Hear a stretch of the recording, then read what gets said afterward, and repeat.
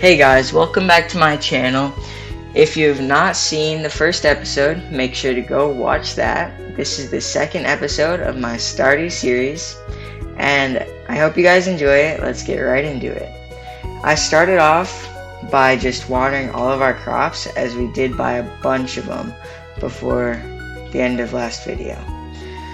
Then I went and found a leek and donated it to the bundle so that I could complete it, and that gave me some spring seeds. Then I went to Pierre's and sold the potatoes, which gave me around $2,000, and I bought all parsnips because parsnips were the only crop that would be ready before the 13th, where the festival would be. Then I used a ton of fertilizer on all of the crops and watered them. These spring forageables would also be helpful because we can give them out as gifts and we can make even more spring seeds if we need. Then Lauren finished watering the crops and we went to bed. The next day the parsnips were ready and I got a letter from my mom with a cookie. So I grabbed all the parsnips to sell and 5 gold ones to donate. We then had to water all of the crops because we have a ton of them now with the new parsnips. Watering takes out a lot of energy, so sprinklers would be important as soon as we can get them. These parsnips should make some good money, and hopefully they make it so we can get a lot of strawberries. I then laid in bed to gain energy back and donated the parsnips to the bundle.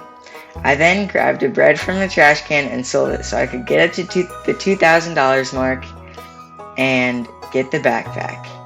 Then me and Lauren went to the mines, and there were so many mobs on this one floor because it was infested, but we ended up killing them. Next up here, I did end up getting the wood club, which is an amazing weapon early on, and it helped us to soar through the next few levels.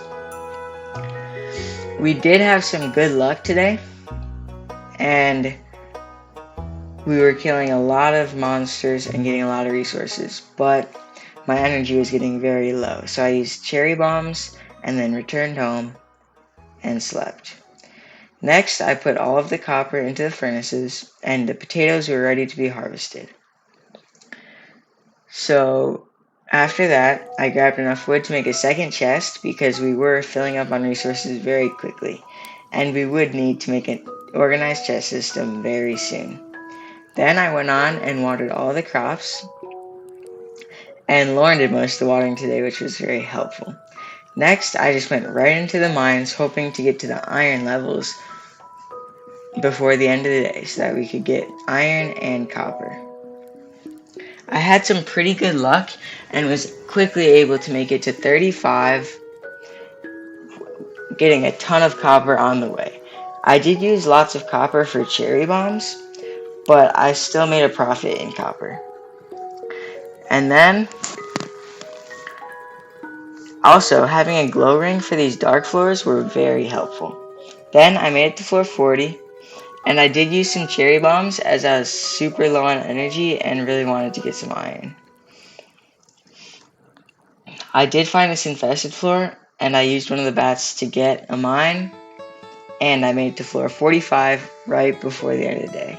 Then I went to the Adventurers Guild to finish a quest and picked the rest of the potatoes that needed to be harvested. Then we went on to water all of the crops, and the parsnips would be ready tomorrow, which is very key because we'll need to sell them on the 12th so we can get all the money on the 13th for strawberries. Then I took a quick nap to regain energy and put a bean into the bundle. I next went to the mines so that I could get iron and just stone because all these resources are very helpful early game. Today's luck was not as good because within a few minutes all of our energy was gone and we barely traveled any floors. We were really just hoping to get to floor 45 to save our checkpoint, and we did not end up doing it, so that was very sad. But I made it to bed before passing out, and woke up the next morning getting the letter that the egg festival was tomorrow. I harvested all these parsnips and I was able to get many gold ones using the fertilizer. I got 19 in total. Then I made a few pieces of iron using the resources I got yesterday, and I grabbed the potatoes out of the chest because I would be selling all of our crops to get as much money as we could. Here I was just trying to estimate how much money I would make, and I was off by a mile. I thought we would make way more, but almost 10,000 is still very good for before the egg festival. Then I went down to the traveling cart and it was very bad, like always. So, to get my hope up, I went to the mines and right away we got an infested floor that Lauren had to really hide away for a bit because her sword is very bad. Then I was deciding between my two shirts and I had to go with the skull.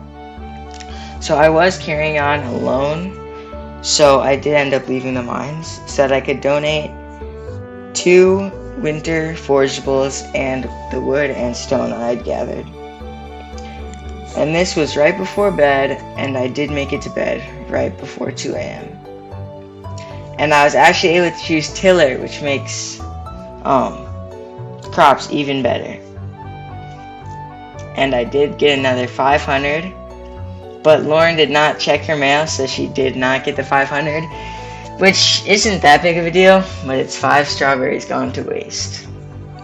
I then finished filling up the entire farm with fertilizer, and we headed to the egg festival. I bought all the strawberries I could and talked to every single NPC to get the quest done.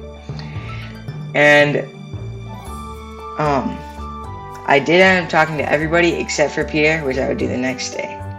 And I just wanted to slow down for this egg festival so that you guys could just see how good I did.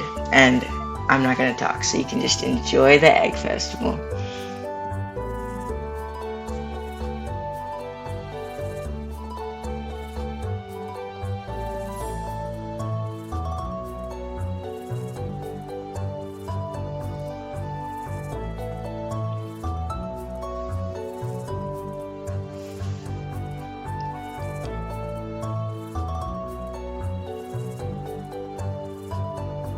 As you can see, I absolutely destroyed Lauren, getting 10 eggs compared to her only 6. She was very confident, but I did end up giving her that hat because it is her favorite. And then we just ended the day by planting all of our strawberries on the fertilized soil. These strawberries would just add on to the everyday watering, which is a big part of this game, but it makes it how it is. And I did end up going to the community center right before bed and completed the bundle using the cauliflower. The next morning, I got the letter from Jojo that I did get bailed because I ended up passing out last night. And then we had to do the usual grind of watering every single plant in our garden. This scarecrow down in the right was now serving very little of a purpose, protecting a nice 4 or so cauliflowers. After watering all of the crops, I did see that it was Sunday, so I went down to go to the traveling cart and I got this cutscene between Vincent and Jazz. Apparently they saw this scary monster in the sewer, and I was also scared of it. Next, I went to the traveling cart, and maybe there's gonna be something good? No, there's not.